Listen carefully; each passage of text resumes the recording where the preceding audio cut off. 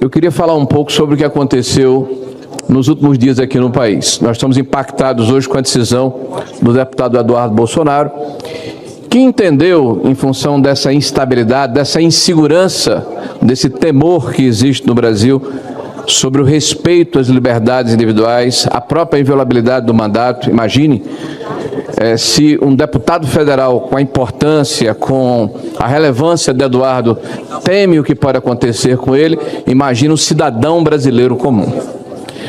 Mas por mais noite, por mais tenebrosa, por mais escura que seja a noite, o fato é que está próximo do alvorecer, de amanhecer, né, de termos tempos novos no nosso país. E eu acredito nisso. Acredito na solução política. Acredito que é a solução política que vai permitir que nós possamos iluminar a mente das pessoas. E que brevemente nós teremos no Brasil uma mudança de rumos, que vai acontecer sim, pela força, pela vontade soberana da população brasileira.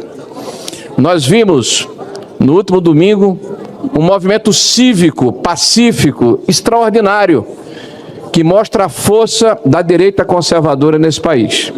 Um líder que convoca a população através das redes sociais, sem pão com mortadela, sem estrutura de ônibus, sem estrutura sindical, sem apaniguados políticos, e consegue reunir dezenas de milhares, centenas de milhares de pessoas num domingo pela manhã, a mais de 30 graus, para escutar discursos políticos, para se mobilizar em função de uma causa nobre, a pacificação e a reconciliação do nosso país.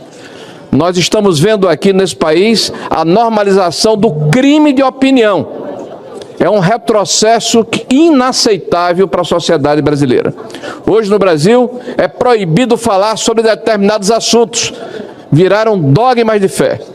E quem ousa contrariar os poderosos de ocasião corre o risco de ser espeziado, emudecido, calado, literalmente cortado das redes sociais, retirado da vida social, exilados, e isso é muito grave.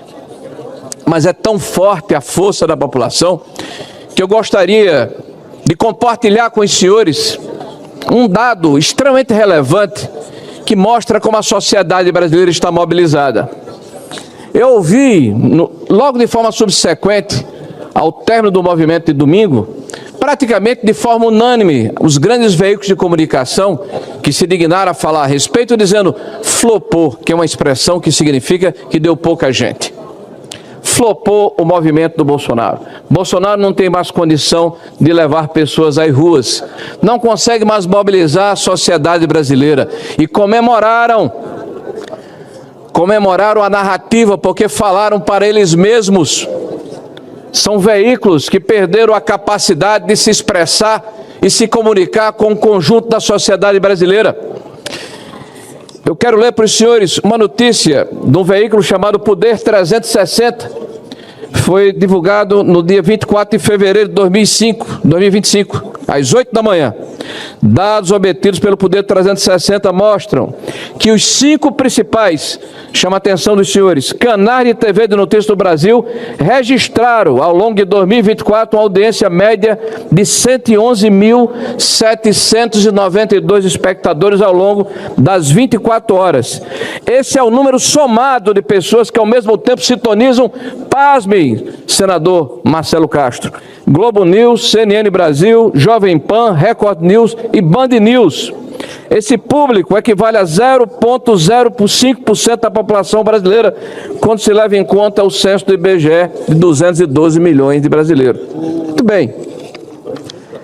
Na hora em que estava acontecendo o evento do presidente Bolsonaro lá em Copacabana, nobre senador Vanderlan, o canal Auriverde tinha 1.048.672 visualizações online.